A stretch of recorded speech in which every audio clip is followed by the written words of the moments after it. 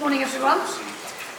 I'm just going to do a little introduction. So I work for JS Held. We're a global consulting firm and we have various experts, and obviously construction is one of the arenas we work in. I work in construction claims and disputes. I'm a quantum expert. I work in our advisory services division. So I won't bore you too much with the sectors we serve, but basically if anyone gets any disputes, just give us a shout and speak to Cassie at the back and she'll just give you a little bit of information about us. So who am I? I'm a chartered quantity surveyor, nearly 30 years in the industry, accredited expert witness obviously, and I'm going to do a shameless plug for my book here. So I'm writing a book, Building Women it's called. It'll be out at the end of the year, so if you want to know anything else, link with me on LinkedIn and we can have a chat later. The title of my talk is Avoiding Trouble with Logical Actions, and the reason that I picked that is because I deal with the stuff that goes horribly wrong. And we all know that actually nobody would come to people like me if we followed the contract, and that is the logical action. So what I was going to say is basically, I'll go home now and everyone just follows the contract and we don't have a problem. Okay, so what we did as a team, so we've got a number of delay quantum experts, environmental engineers, all sorts, and we went round and we discussed which are the problems, what are the themes that we get. And we basically came up with three main themes that we see, and that is leaving it to the end of the project, accepted or not accepted programs, we all know that one, and contract setup. So what I thought I'd do is I would just go through some case studies of some of the actual disputes we've been involved in, and just go through the issues that we have, if it works. Okay, so case study one. Basically this was a large tunnelling project and part of it had some box sections. Now the employer's works information anticipated square works construction, which is obviously a traditional timber heading which supports the ground while you're excavating and doing the permanent works. Now the contract was down to for design and construct, and the contractor decided to develop an alternative design to what was in the employer's works information. So they proposed sprayed concrete lining. Now it's worth noting here that sprayed concrete lining method is generally a method that is used when there's favourable ground conditions. So if you've got problems with moisture and load, you can't generally use it. But anyway, the contractor decided that's what their method. So further existing information was referred to in the works information as being forthcoming later as to the exact locations of where these boxes were going to be. This was provided to the contractor post the contractor's submission of its proposed alternative SCL design. The contractor said that the alternative information showed reduced thicknesses and high moisture in the London clay, and this meant that there was going to be a problem with their alternative design. The further site information meant that as a result they couldn't use sprayed concrete lining that they proposed, and they had to revert back to the square works, which was in the works information. And as a result, the contractor notified the project manager of a change under an NCE. Now, clause 61.3 for change to the prices and completion date, as we know, they're trying to stick this on unforeseen ground conditions. The project manager rejected the NCE as he said he didn't consider that the alleged change to ground conditions constituted a valid compensation event. He used 60.112, saying that the contractor should have assumed that these conditions may be there based on the information that was contained in the works information, basically hanging his hat on the fact that they'd proposed square works for a reason. So the project manager argued that it was a change in design methodology, and under the new secondary option X21 single point design, tried to say that the contractor should have allowed for this, should have known there was going to be problems, and then they wouldn't have chosen an alternative design. In the final part of that clause, the project manager relied on the fact that the employer was not responsible for, and we all love this when we're contractors, no error, inaccuracy or omission of any kind in the employer's design information. So we've all been there, haven't we, as a contractor, where, dump all the risk on you, just get on with it. So, surprise, surprise, a dispute occurs. Now, we ended up in adjudication on this one, and there were 4 questions that needed to be answered by the adjudicator. So firstly, was the contractor obliged to construct using the square works method that was contained in the works information? If the answer to that was no, then did the actual ground conditions encountered prevent the contractor from using its alternate proposal of sprayed concrete lining? If the answer to question 2 was yes, did the actual ground conditions constitute a clause 60.112 compensation event? And then if the answer to question 3 was yes, did clause 61.3 require the contractor to notify the project manager of that event within 4 weeks, because they obviously squeezed that period for the contractor as well, of them becoming aware of it? So basically the answer to question 1, the adjudicator said that the contractor was not obliged to use the square works method of construction. It was down to design, do what you like, it's none of the client's problem, it's all up to you. Therefore, when he went to question 2, he found that the actual ground conditions that were identified in the further information the project manager provided post-contract did prevent the contractor from using their chosen method of construction, which was the sprayed method. Then when he went to question 3, clause 60.2 sets out the physical conditions judgment test, listing the matters that the contractor is an experienced contractor, and this is another one, all of us contractors, you know, we all know this one, don't we? If you're experienced, you're supposed to be able to just guess everything that's happening and be able to sort it all out, and it's all your problem. So, as an experienced contractor, was he assumed to have taken into account that there could have been different ground conditions, and as a result, get compensation event? Next slide. Now, the project manager was trying to say that there was publicly available information for this area of the site. Therefore, the contractor could have found out and could have known that there was an issue in the London clay. There are also issues around 60.3, which was the ambiguity and inconsistency of the site information, and the fact that under clause 60.112, it's a compensation event providing it's not due to any fault of the contractor, and on the proviso that the contractor's taken all reasonable steps to mitigate the actual or potential effect of the event. Now, it was found in this dispute that the further information that was only available after the contract date and was not specifically referred to in the works information or the site information did change those site conditions, and therefore it should be considered to be a compensation event. So the contractor appeared to be doing quite well at this point, didn't he? You know, it's definitely a compensation event. You couldn't possibly have known what was going to happen. But then you get to question 4. Clause 61.3 required the contractor to notify the project manager of the event within 4 weeks because they'd squeezed the period of becoming aware of it. So did they? Now, 61.3 contains this time bar provision, and as I say, it's usually 8 weeks, but they'd squeezed it down to 4 for this, no surprise. Meaning that the project manager, if he's not obliged to notify, which he wouldn't be because it's a design contract with the contractor has to notify within 4 weeks of becoming aware. Now, what happens here is it's a very objective test, isn't it? You're in adjudication, the adjudicator is trying to decide whether the contractor should have reasonably been aware at one point in time. It took 12 weeks to notify the compensation event, and the adjudicator found that that wasn't a reasonable time. There had been a number of RFIs going on between the parties, so it was obvious that there were issues with the ground and that they'd been talking about it. So basically the contractor got himself time barred. And this is the thing that we see quite a lot. You know, you get the contract squeezed, you've got a very small period of time, so you have to make sure that as a team working as a contractor particularly, or a subcontractor, that you're actually making sure that you respond to these things in time. So, I've whizzed past one, I'm missing one. There we are, hold on, there we go. The next one we've got is unclear terms, and I think we all know what happens here. Differences in staff costs related to prolongation and thickening. So this is one where for the prolongation, the contractor has based his costs on a 10.5-hour day, and the PM had assessed this on a 10-hour day based on the contractor's accounts. There was also thickening based on absolutely unsupported allowances, and the PM said there was double counting where 100% was claimed under prolongation, and at the same time thickening was claimed at 5 weeks cost, claimed in a month which only had 4 weeks.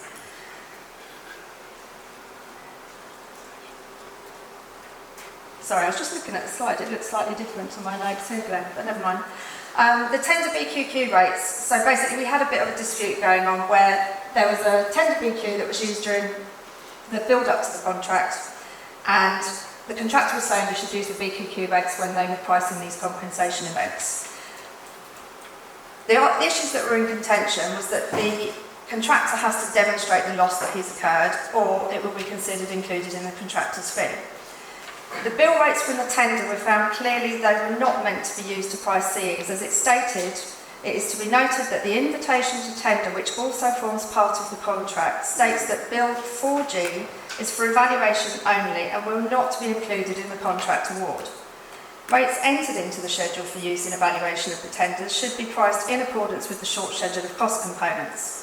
So it was deemed likely that this was for the employer to evaluate the likely cost of CEs on the prices provided by the tenders, and not for a contractor to basically price his compensation events. And even if it was found that these rates were included in the contract, they should have been generated based on the shorter schedule of cost components, and would therefore be the same rates as if they were assessed under that process. So again, this is a NEC 3 dispute, and most of these are, if we're honest, what we've seen is probably only 2 disputes under NEC 4 at the moment. So everyone seems to be sticking with the old NEC 3 because they seem to be very unclear about whether they want to move on to the slightly friendlier version of NEC 4. So just bear that in mind when we're using the references. This one's a trunk road, again an issue of timing.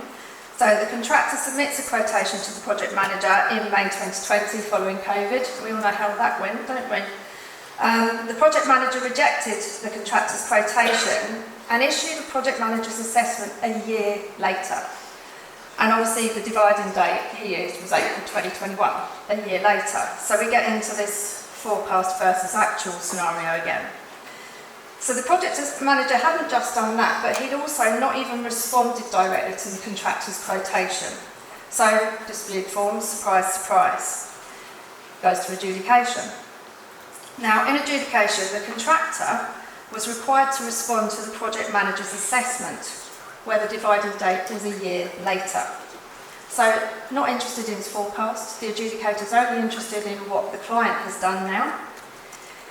And the adjudicator actually went further and took into account all the information up to August 2021, meaning that the entire dispute ended up being done on actual cost and the forecast was completely ignored in the dispute. So it's another example of where we're seeing time and time again that the project manager is simply not willing to do a forecast or agree a forecast.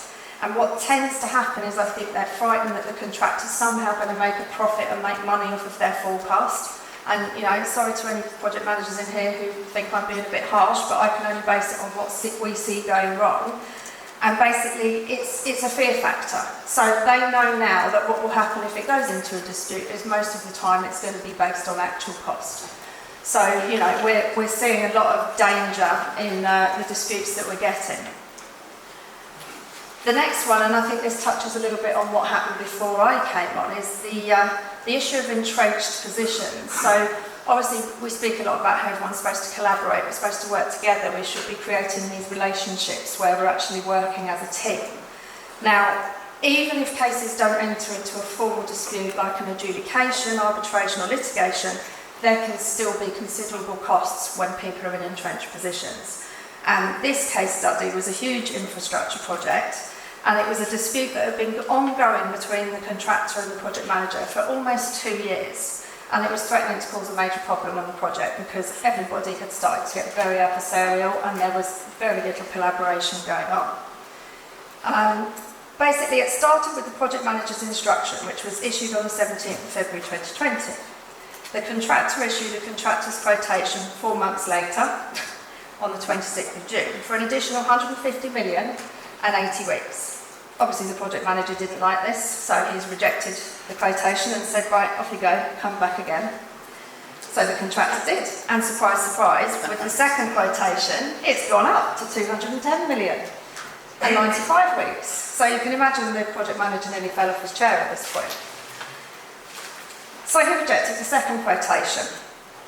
And instead, he issued a project manager's assessment on the 2nd of December 2020 for 67 million and only 46 weeks. So the dispute value between them is about 140 million and 50 weeks on the programme. Now, the parties were pretty close to entering into adjudication at this point, and instead they agreed to get an independent expert to take a look at it and see if they could actually come up with a realistic answer so that they could get into some sort of settlement discussion. because this was starting to cause a real problem on the job. You've got all of the site team were very, very entrenched in their position, absolutely convinced it should be 210 million, and the project manager was equally entrenched in his position and convinced it wouldn't be. So in come I, and one of our delay experts, and we sat there and went through all the information, and what we did was we came up with 4 options, which ranged from about 57 million to 70, and it was a period of about 90 weeks.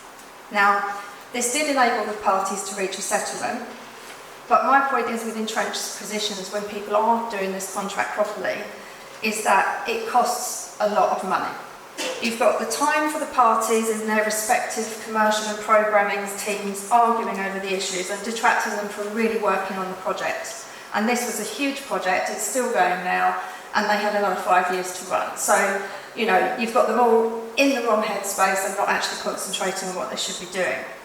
Then you've got the time and money for people like me to assist. You know, we're not cheap.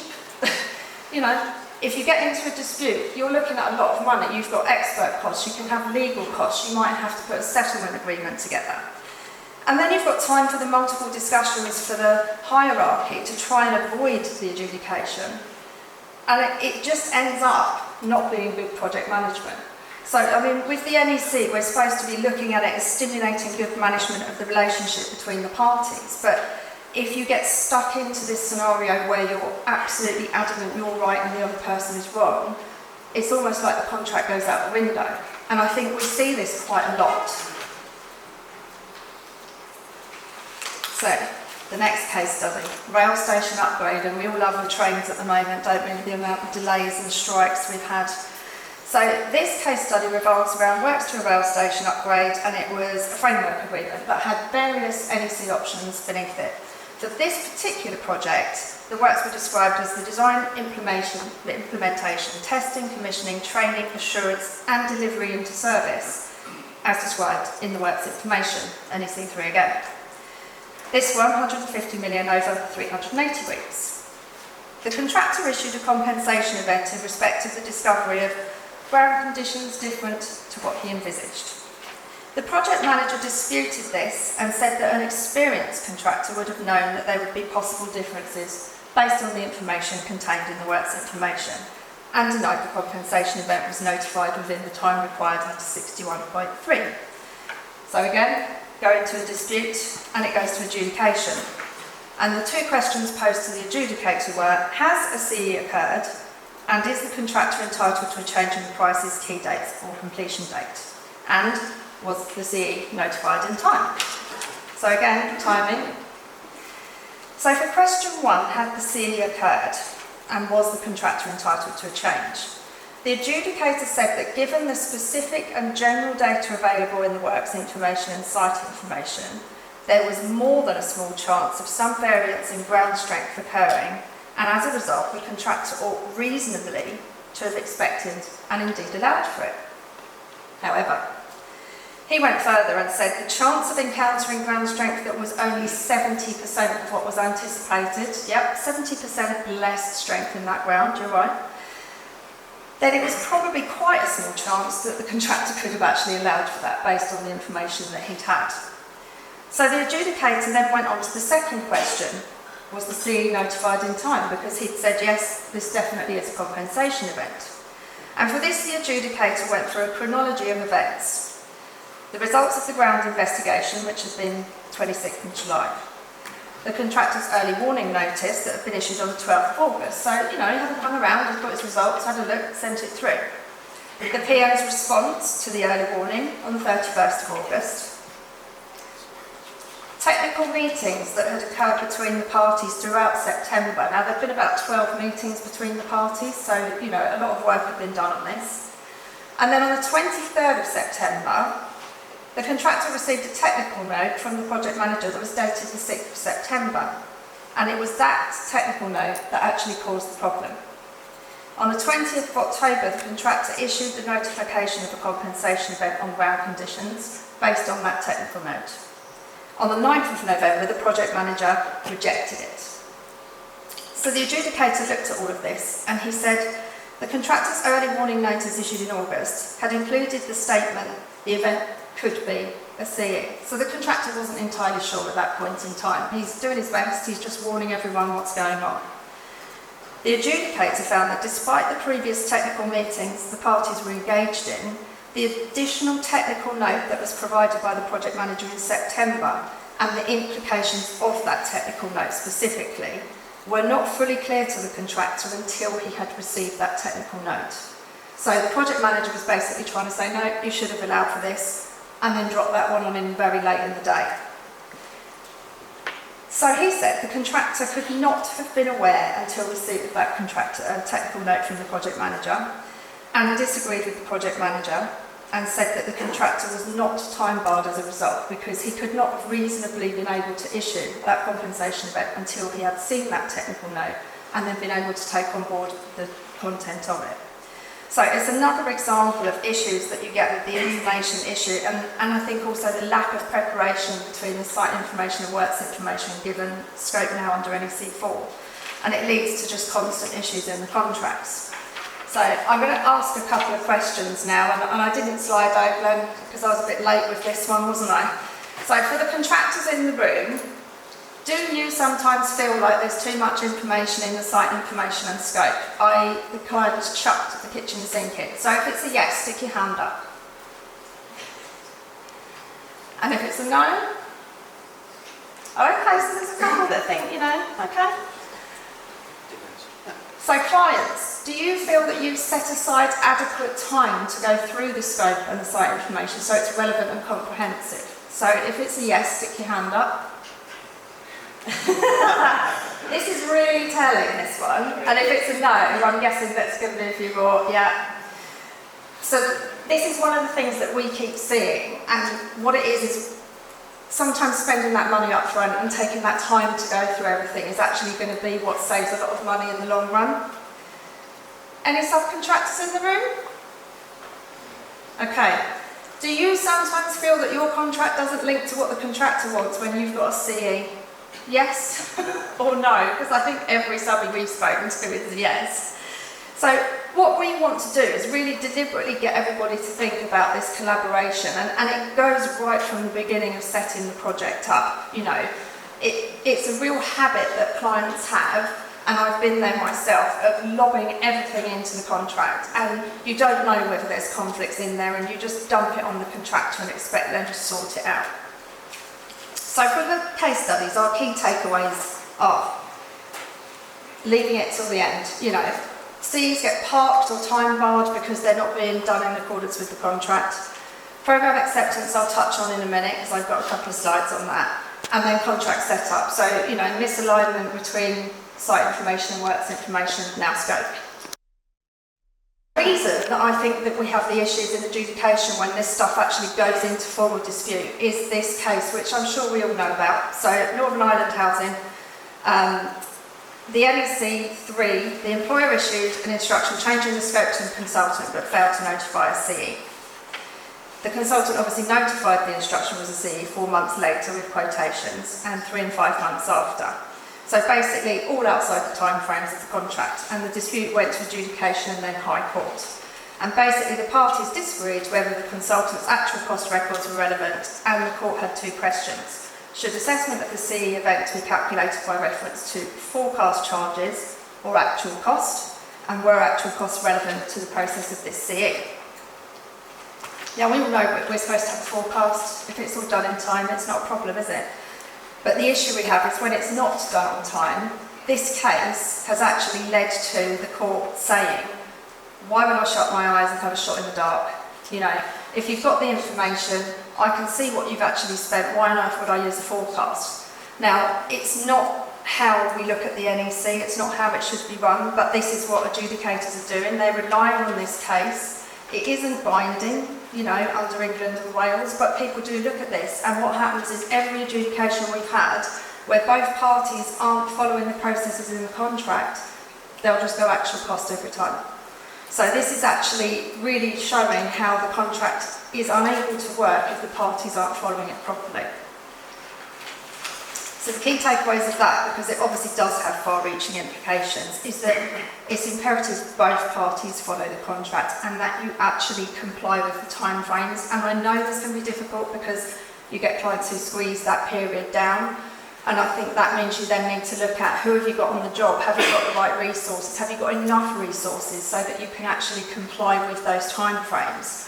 You know, employers look to avoid inflated quotations, and, you know, I'm not meaning to beat the project managers up here, but they will sit on this because of this case, and they will wait and wait and wait and wait so that it ends up being done on actual cost, because I think there is that fear again that contractors inflate the quotation and they're somehow going to make loads of money. If one party does follow the contract though, often an adjudicator will follow the contract. So it seems to be more if both parties don't follow those timeframes. So again, it's more persuasive than actual. So what's the logical actions of leaving it till the end?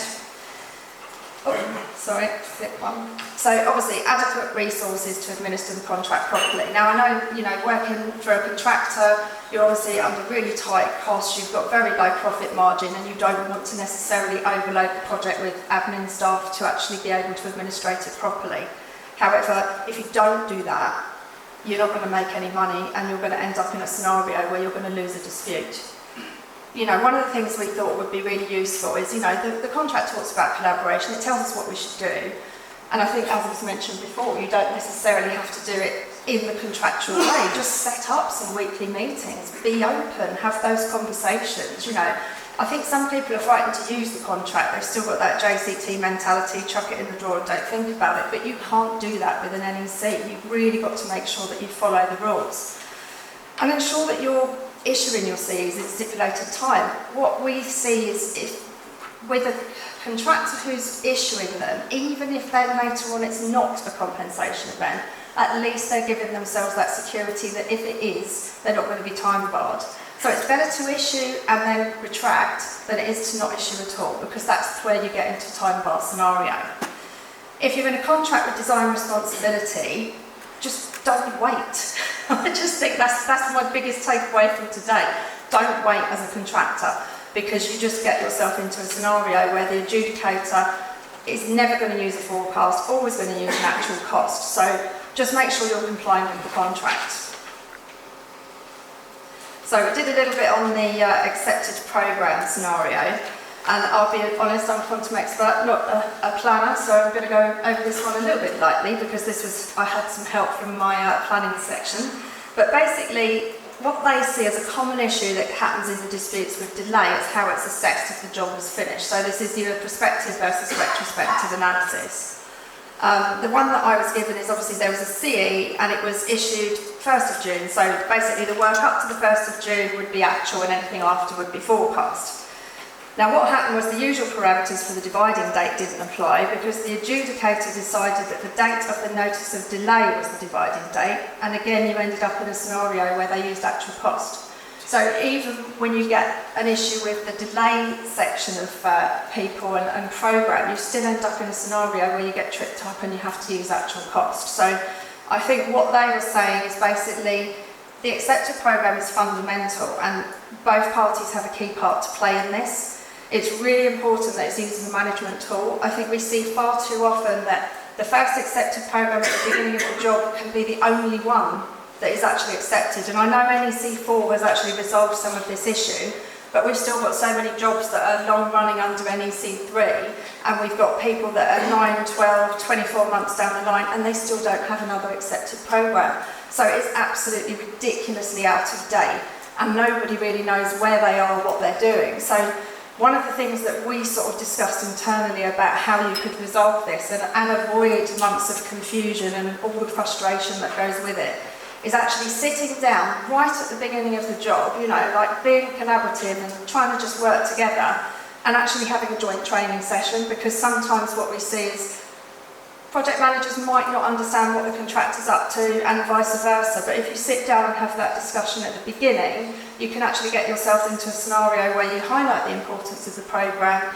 you agree that you're going to actually have these discussions. There may be certain things the project manager wants you to do, but at least if you've done that, you're in this open scenario, and everybody has to have that realisation that you can't just keep leaving these things till the end.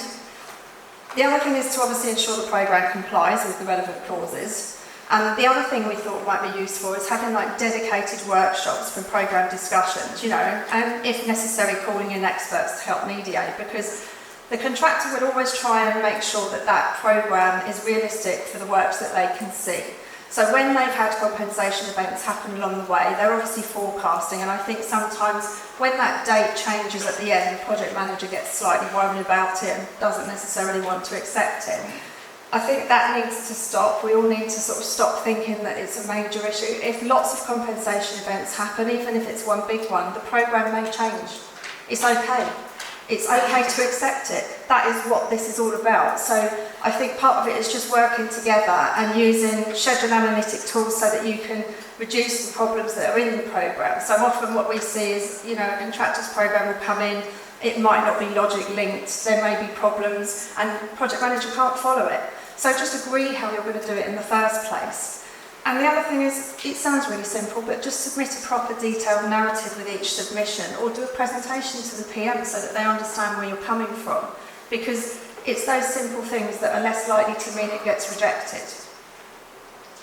So the very last bit, contract setup, and you know, this is where I could have walked off at the beginning and said, if we all follow the contract, that's it, there is no need for someone like me. So the common issues which stem from how the contract is set up is, you know, when it comes to valuing costs, for example, subcontractors are often under a different contract to everyone else. And I know you looked at me then and nodded. So we know this happens, and it might happen where there's like a really small package of work. You're not going to put them under full NEC contract. So if something happens where they have a change, they're not going to be able to respond in the way that you need to respond up the line. So it's trying to make sure that you are aware of what these issues are, who the contractors are, what piece of work that is, and maybe just having those discussions with the project manager in the first place so that they understand, because you're not going to waste time doing a really big NEC contract for a small bit of work.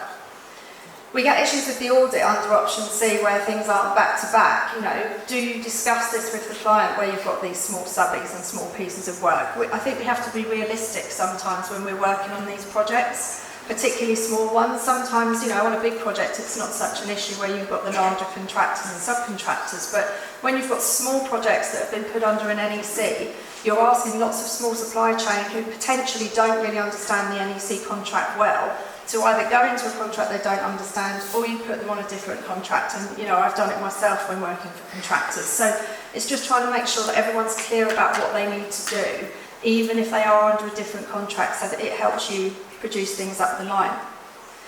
Under defined cost-based contracts, the recovery of the working area overhead is obviously, it was limited to people that were on site. Now I know this has been sorted out with NEC 4, but as I say, we're still seeing issues with this, basically as a off the cuff from the NEC 3 projects. So when we looked at how we could sort of solve these issues, trying to get the subcontracts back to back wherever you can, and if it can't be achieved, trying to agree the level of cost detail up front with your supply chain so that, you know, you've got this before you go into a subcontract and they know exactly what they're going to be expected to provide. For NEC 3 projects, we, you know, have suggested Z clauses introducing an accepted organisation chart. Again, this has been changed for NEC 4. Have you reviewed your resource levels? I mean, this is the biggest problem that we see, you know, where you don't have enough resources to run the contract in the first place is when it goes wrong and it costs money. So as much as I know contractors are under a really tight profit margin, it's really important that you have the right people there that understand the contract and actually can respond when they need to. So employers, you also need to look at your resource level, because what we see a lot of the time is we've got project managers who are sometimes frightened to accept programs, or they will continue to reject quotations. So do you have enough people supporting them so that they can actually look at this stuff and actually be able to properly respond? Because at the end of the day, if you don't do it properly in the first place, that's what costs the money.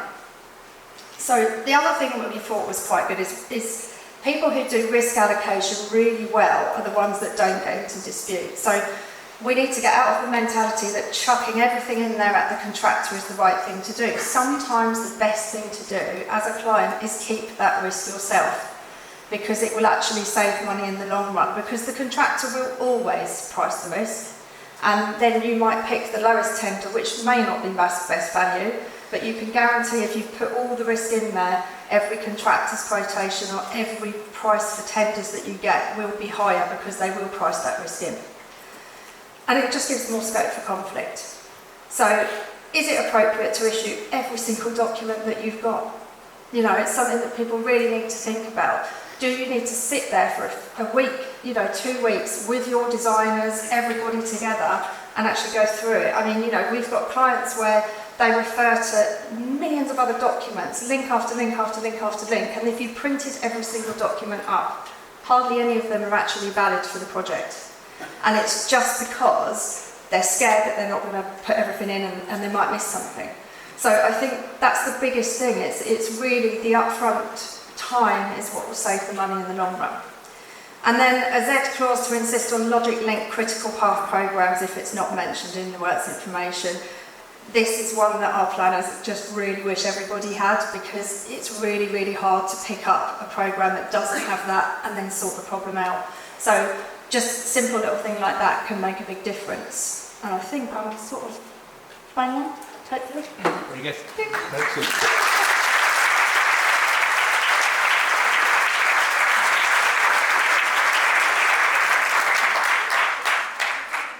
Thanks, Faye. Faye's mission